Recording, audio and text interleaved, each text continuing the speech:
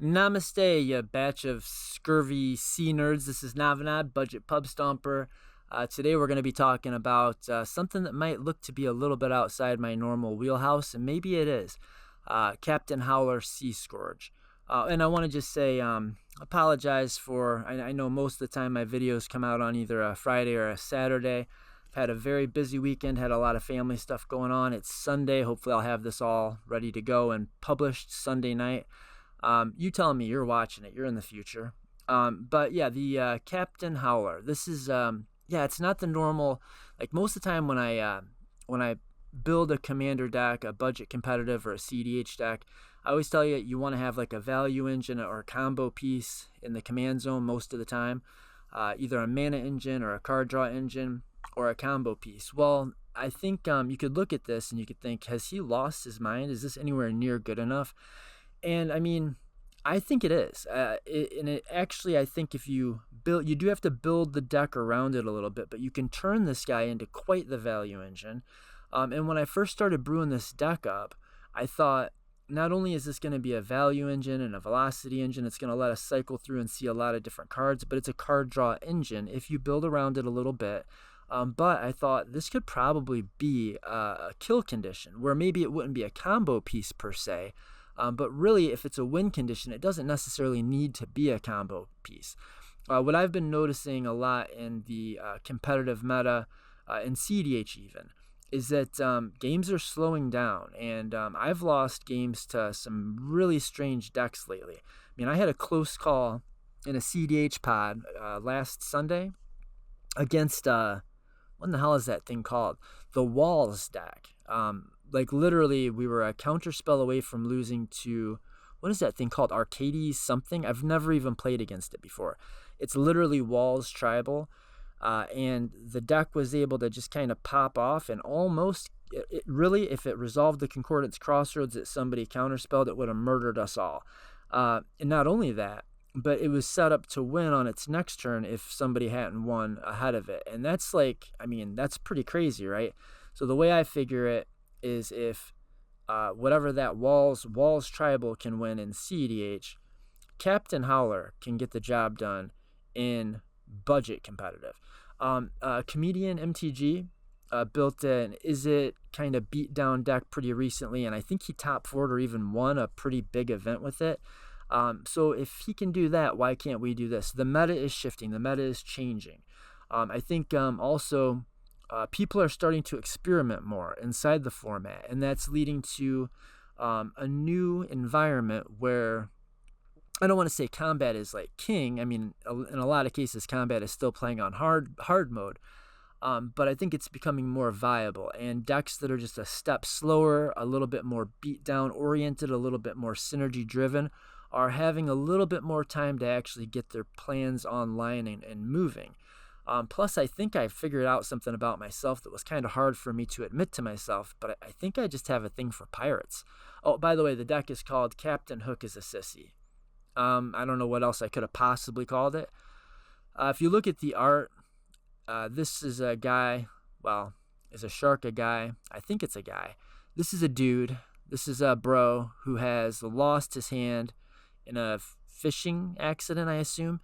And instead of putting a hook on his hand like some kind of assist, he just stuck a laser cannon on his hand. And that is about as badass as a thing can be. So yeah, there it is. I've got a thing for pirates. I didn't know this about myself. Now I do.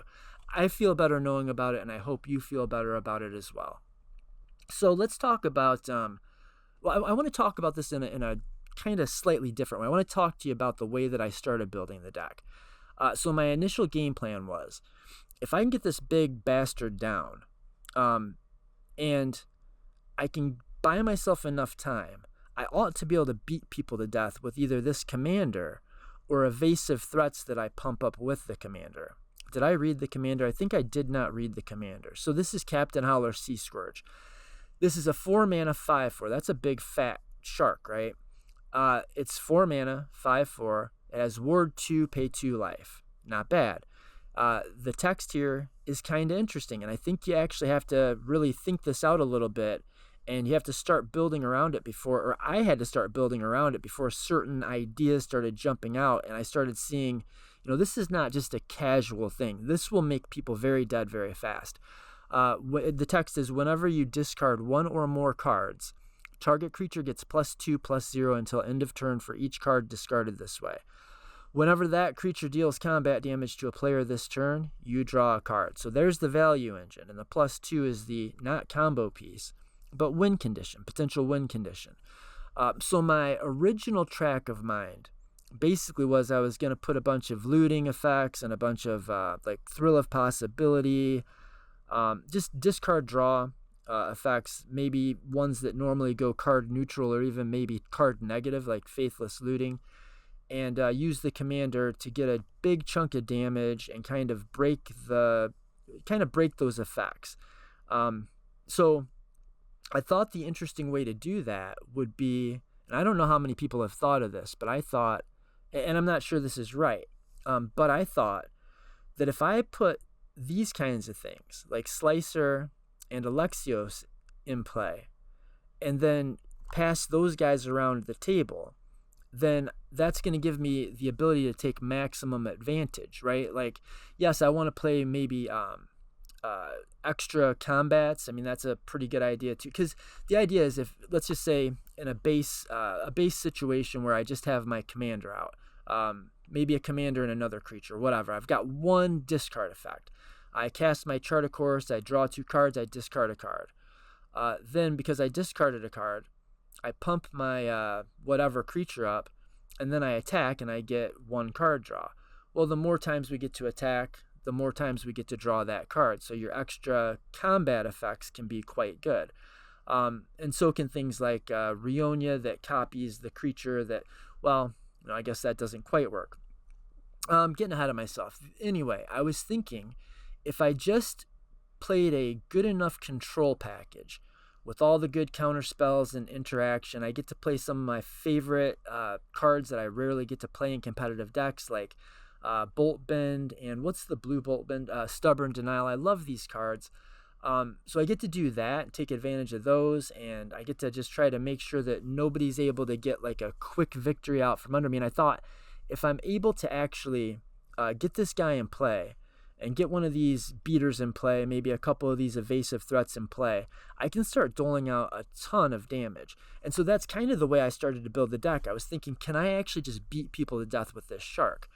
Well, then I kind of realized, if I'm going to be doing like extra combats with Combat Celebrant, and I'm going to be, copying things, and I'm going to be, having a pirate as my commander, I might as well play Malcolm, right? I mean, Malcolm gives my pirates the opportunity to make additional resources, and some of the creatures that I want to play in the deck naturally are pirates. Siren Stormtamer, Spectral Sailor, Malcolm itself. So I kind of ended up with this little pirate package, and then I started thinking, well, Glinthorn Buccaneer, aside from being a pirate, is also a discard outlet. So I might as well play the Glinthorn and the Malcolm combo. And so that was my first A+B win con that kind of came together naturally in the deck. So this all just kind of layers together. I mean, if you've watched any of my videos or many of my videos in past, that's probably not going to be a big shock to you. This is just another layered synergy soup, but it does have a different feel to it. It really does. This is like, I don't know if it's, I'm not sure, but I think I can say that plan A probably is going to be to beat people to death with creatures that you're pumping up with Captain Howler, Sea Scourge's ability, or at least maybe plan A would be like to murder the biggest threat at the table by, using some crazy, like, I don't know, we go to combat, we attack somebody with our 5/4 commander, we haven't pumped it or anything, so they're like, okay, I'll take the damage, that's fine. And we cast, what's it called, Tolarian Winds. And we say we have 6 cards in hand, we cast this, and then we'd have 5, so then we discard 5 cards, and we pump this guy at instant speed to a 15 power commander. I mean, 15, like, you just kind of almost one-shot somebody where they're going to be dead to one more strike with them.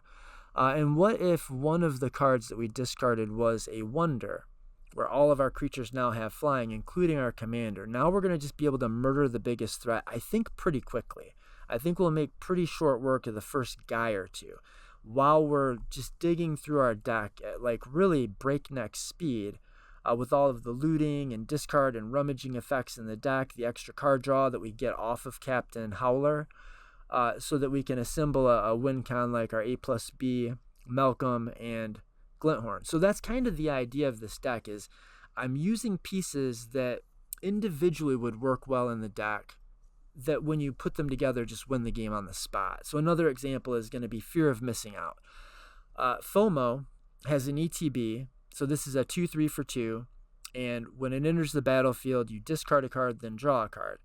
So then you get this ETB, discard a card, you pump one of your things, say it's the Siren Storm Tamer. Then when you hit somebody with your pumped up Siren Storm Tamer, you're able to draw a card. So there's your value. And if you're able to get a couple of these triggers, let's say you've got Captain Howler and Siren Storm Tamer both in play, and you cycle one of your cycling lands, I don't think I went two, I did 2 of them, I guess. You cycle your Lonely Sandbar and your Lorien Revealed. So you cycle a couple of cards. You give Siren Storm Tamer +2, and you give your commander +2. And then if you have an open lane for your commander and somebody that just doesn't have a flying creature with your Siren Storm Tamer, now you're drawing 2 additional cards. So in that sense, it really is a value engine. So the Fear of Missing Out kind of seems to make sense, right? It has this Delirium ability, which we should be able to hit Delirium, I mean, just as a matter of course, without even trying. I mean, the whole deck is trying without trying, if you know what I mean. Whenever Fear of Missing Out attacks for the first time each turn, if there are 4 or more card types among cards in your graveyard, and there probably will be, untap target creature. After this phase, there's an additional combat phase. Well, if we've already pumped up our Captain Howler, or if we've already pumped up our Siren Storm Tamer, we can untap that creature and say it's got +6/+6, and we can whack somebody again. But since it's the creature that we pumped up with Captain Howler's ability, we're also drawing an extra card. So there's little synergies like that, right? We have Combat Celebrant, sort of a similar thing. If we have buffed up our commander, we can go to combat, we can exert the Combat Celebrant, and we can get the additional trigger off of hitting somebody with our commander twice and get the extra card draw. But I put a bunch of other creatures in that just make us some sort of value when they get through. Like we'll have a Malcolm, and that'll give us, since our commander is a pirate, it'll generate us a treasure, and it generates a treasure. So if we've got Malcolm and we've got Captain Howler and we exert a Combat Celebrant and we discard a card, well now, we're smashing in for 4 treasures in 1 turn and minimum 2 card draw. Or if we've got our Inti whatever of the Sun, whenever you attack, you discard a card, which is a discard outlet, which can trigger our Captain Howler. But it's also an attack trigger, which if we're using one of our Combat Celebrant or what's this guy, FOMO, or we're using our Great Train Heist for the extra combat, then we're getting multiple triggers. And also this guy is a 5/4, which means we get to play some of my favorite effects in the game. I really do love it when I have the opportunity to cast a how is it Bolt Bend? Yeah, Bolt Bend. So this guy turns on our Bolt Bend, which is low key. Don't tell anybody, this is probably my favorite card in the game. Stubborn Denial. This is fantastic if we have a 5/4 as a commander. And CDH All-Star Raking Claws. So this gives our guys double strike, which, in a situation where we Tolarian wins and we give our commander +10, and then we Raking Claws, we just murdered somebody, plus we get the extra triggers off, which means if we target, I want to say this, if we use the Captain Howler Sea Scourge ability, we discard a card. Say we discard 3 cards. Not hard to do in this deck. We discard 3 cards. We give this guy +6. Now he's an 11 power attacker. And we're going to draw a card when we hit somebody. And then we give it double strike. Well, we just took somebody out of the game and we got 2 card draws off it. Also, in this deck, I can actually play, this is my favorite. I'm going to go out on a limb here and say Dak Faden is my favorite planeswalker that exists in the game, and I've never gotten to play it. I've put it in a couple of decks, but then I took it out before. I've never had this in play. I've never actually had this on the table, and it's my favorite planeswalker. I think the reason that I never played it is I just never play casual commander. So I never played casual commander. This was pretty well power crept out of CDH before I started playing CDH, and it's never been cheap enough to put into a budget competitive deck until recently. So now this is down to $2.13, but it's like, where does it go? Well, I think it goes in this deck. I think this is just a really like a slam dunk piece for this deck. Where was I? I was talking about the win conditions, how we're actually going to end the game, or how I came to these plans. So fear of missing out, combat celebrant, they just make sense in the deck already. Malcolm just makes sense in the deck already. Glinthorn Buccaneer, this is a discard outlet, and it's a pirate, makes sense in the deck already. But when you add a Glinthorn Buccaneer to a Malcolm Keen-Eyed Navigator, you cause an infinite loop or you win the game on the spot. Malcolm says that whenever you deal damage, and it importantly does not say combat damage, it says whenever one or more pirates you control deals damage to your opponents, you create a treasure token for each opponent dealt damage. Glinthorn Buccaneer has an ability, pay 2, discard a card. You can only do this when you're attacking with it. If you're attacking with it. Pay 2 mana, discard a card, which is something our commander wants us to do anyway. Draw a card. So when you activate the Glinthorn ability with Malcolm in play, you ping each opponent for 1, which makes 3 treasures. Well, that gives you enough mana to pay 2 mana again, to discard a card again, and ping everybody again. And discard and draw and ping, and discard and draw and ping. And you're making all the treasures, and you're dealing all the damage, and you murder the table with pieces that actually make sense to play with the commander on their own naturally. That's the important part here. So if we're playing Combat Celebrant, and we're playing Glinthorn Buccaneer, if we're playing Combat Celebrant, and we're playing Fear of Missing Out, then we might as well play one of my other favorite cards to date, Rionia. She was reprinted. She's down to $2.66.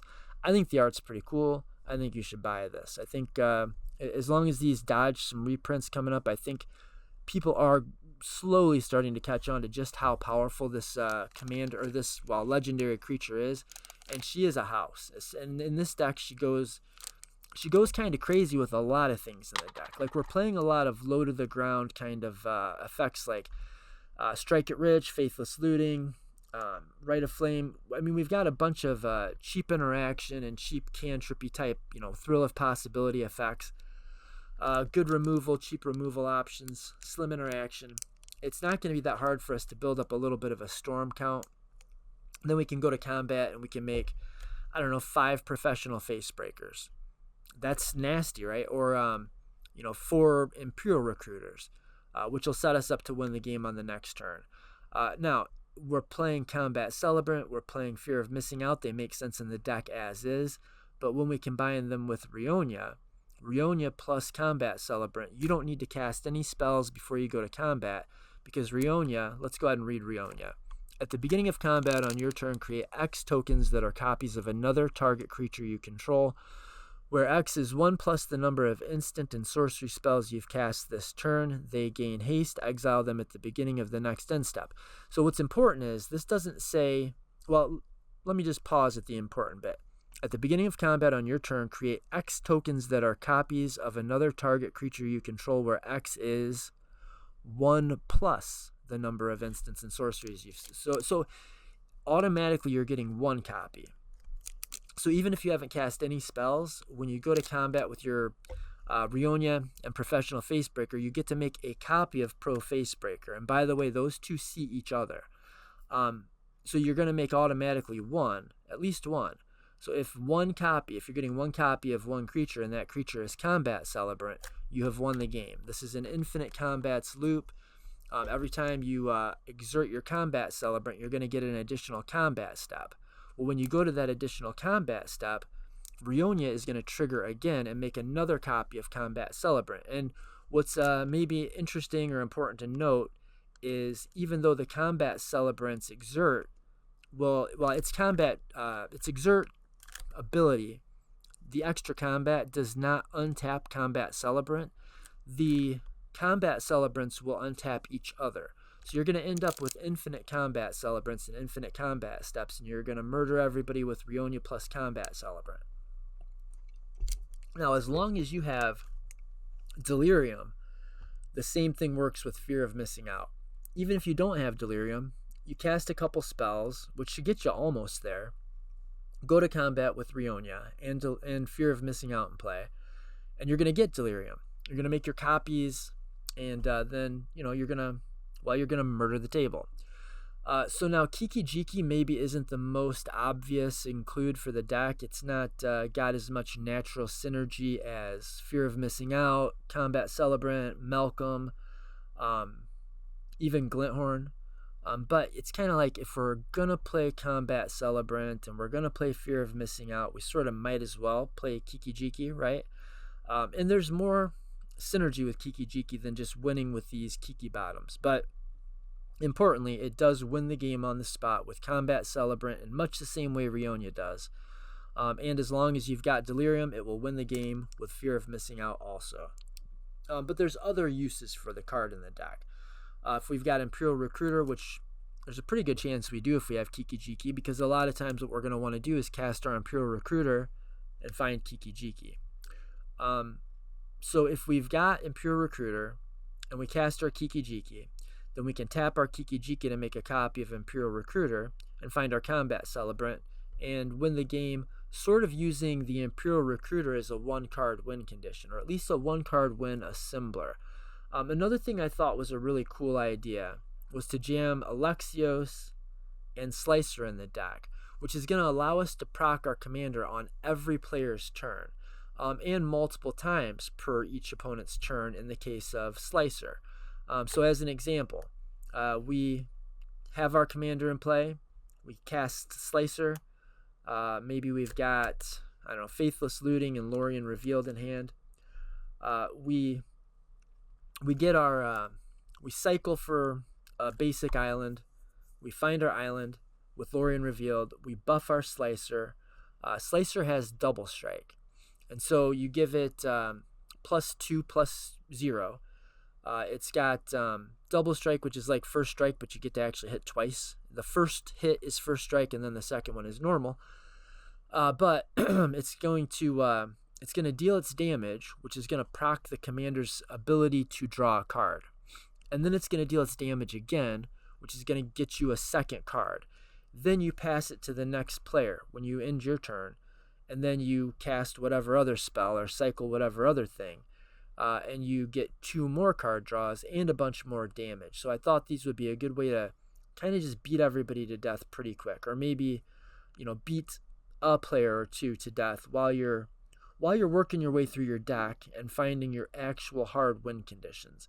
I don't think it's unreasonable to think that you could kill a player, maybe a couple of players, take out the ones that are most likely to win the game before you, or take out the ones that are most likely to stop you. And then we've got other synergies in the deck that are going to involve the discard aspect. And I don't just mean that are going to allow us to discard cards, although we are playing a good number of those, but ways to kind of pay those effects off too. Riel is like a busted engine if you have a bunch of discard in your deck. Riel says whenever you discard 1 or more cards for the first time each turn, draw that many cards. So even if you just like cycle a card, you're going to get to draw the card off of the card you cycled, get the thing that you cycled for, and then you're also going to get an extra card draw off the Riel. Or if you cast a Faithless Looting, you're going to discard 2 cards, you get to draw 2 cards, and then you draw another 2 cards off Riel. But there's other things like Malevolent Hermit, which does you about as much good in the graveyard, sometimes more good in the graveyard, than it does in play, although it's really not that bad in play either. This is just a creature that gives you the ability to have a counterspell on a body, which it itself cannot be counterspelled. Well, the counterspell ability cannot be counterspelled. They'd have to be stifled, and not that many people play stifles.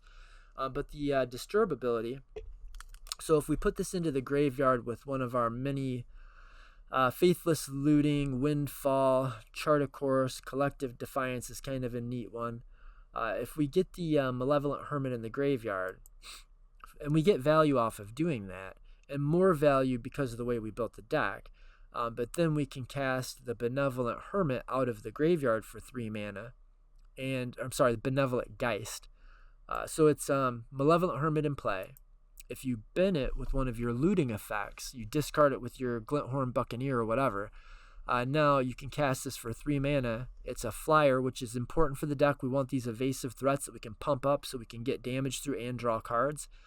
And it says non-creature spells you control can't be countered. So that's going to make it hard for your opponents to beat you in a counterspell battle. That's probably the main thing. But also, it is it's another evasive threat, which is sort of key to our plan. We're playing cards like Professional Facebreaker. Our commander needs something to get through for combat damage before you can actually get your draw trigger to go off. So probably if you've watched the channel much, you're not going to be too shocked that it ends up being kind of this layered combo soup. We've got cards like Ghostly Pilfer that do double duty. In that it's an evasive threat that's going to allow us to proc our commander and get our card draw and damage through, but also it's a discard outlet, and it has a natural card draw ability too. It's just not a bad card just on its own right, on its own, however you want to say it. So yeah, then we've got cards like Pinnacle Monk that go real well with cards like Kiki Jiki 2 or with Rionia. Go to combat after you discarded a few cards. Make 3 copies of Pinnacle Monk, get your discard cards back, and then do it again next turn or on the next player's turn if you've got your, Alexious in play, Smashing Face. Alexious is like the other Slicer.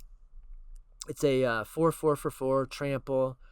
It has to attack every turn, and it can't attack you. At the beginning of each player's upkeep, they gain control of it. Untap it, put a +1/+1 counter on it. It gains haste, it attacks, it has trample, and if you just on your turn, if you made several copies of Fear of Missing Out, but you didn't have Delirium, and you buffed up and we made several copies of Pinnacle Monk. That's the story I was on. By casting a bunch of Faithless Looting effects. And then you recurred the Pinnacle Monks back to your hand, and then you go to your opponent's turn and you give them your Alexios, and then you do the same thing again. You cast your Lorien Revealed and your Faithless Looting, discard a bunch of cards, deal a bunch of damage. Things get real fast. So I think this is going to be a lot of fun to play. I don't do this often. I've got I know I've got 70 $100 decks in my little Moxfield Hundo database, and I think I have 5. I have, Rionia, Selvala, Malcolm Kedis, Minkskin Boo, and let's assume I'm forgetting one. Let's say I've got only 5 of those 70 built in paper. Say 4 or 5, maybe 6 if I'm forgetting 2. But I don't have that many built-in paper compared to the number of decks that I brew. But I think this is going to be the next one in my collection. I'm super into this idea. I'm super into this thing. I get to play Dak Faden. It's a pirate, which, like I said, I've got a thing for pirates. I get to play like all these cool cards, and I think it's going to be a deck that has a totally unique feel to things that I've played before. And if you've played mostly competitive and budget competitive, I think it might have a different feel to the things you've played also. And I think it's going to be real. I think this is a real deck. It goldfishes really well. I know that's not always the best measure for how successful a deck is going to be. But when it's a deck that's loaded full of like all the best interaction, and we do get to play all the best interaction and budget. I mean, we've got Abrade, we've got Dispel, an Offer You Can't Refuse, Foil, because it's got a little extra synergy with our commander, and it's a good card in its own right. Miscast, Misdirection, Snap. I mean, we just get all the good stuff here. Stubborn Denial. We get to play all the good stuff. And I did have enough budget to jam some rituals in here, even though they're getting outlandish. $2 is the cheap version of this effect. But we're playing a bunch of ramp. We've got Desperate Ritual, Rite of Flame is $3.17. It was up to like $5 before this reprint, so now it's getting back into some of my decks. Strike It Rich, and then we've got your basic course of mana rocks. I want to talk about some of the other effects that I don't know if people are catching on to, that they ought to be jamming in these decks. I'm taking a sip of my lovely chai tea. I'm back on the chai tea kick. But we've got only 31 lands, 32 including the MDFC. But we also have the Lorien Revealed, which if you're building this commander and you're not playing this card, I think you're probably doing it wrong. This is just a nice like top end if you get into the late game and you have 5 mana laying around. A draw 3 comes in handy. Most of the time you're going to do the island cycling. You're going to discard this. You're going to pump up one of your creatures. You're going to hit somebody with it and draw an extra card. Plus you're going to get your island.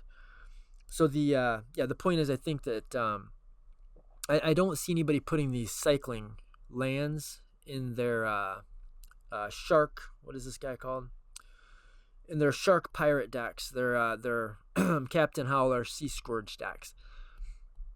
So when you're looking at the mana base, it's got 32 lands, and then it's got a bunch of mana rocks. But just keep in mind that some of the lands are playing double duty. Ash Barrens, Lonely Sandbar, and then some of the non-lands are doing double duty. Lorien Revealed and the Rituals. We've got just our kind of standard, I'd say, budget mana rocks. We're not going crazy with them like it's a Niv Mizzet deck. The commander's only 4 mana. I think you're going to have no problem getting this thing out very consistently on turn 3. And then turn 4, starting to turn the corner and really just do a lot of damage, draw a lot of cards, and start finding your combo pieces. Take a look at how much time we have. I'd love to do some gold fishing. 32 minutes, huh?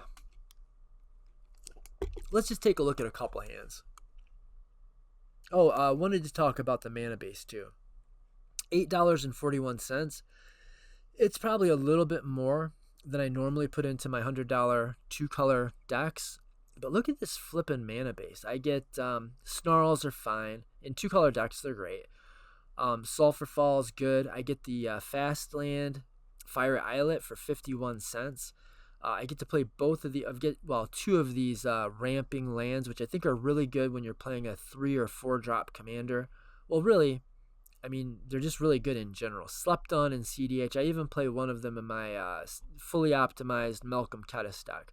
I play this guy right here in that deck, just to make sure we just always have our turn 2 Malcolm, worst case scenario.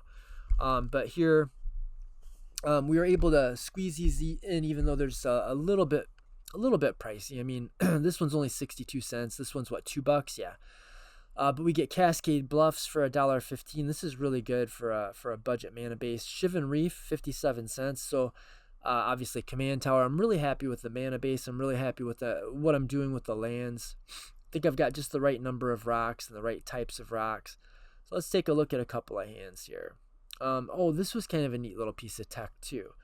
Oh, and one more. So Prismari Command. I'm a sucker for modal spells, but this Prismari Command works better in this deck than just about any deck.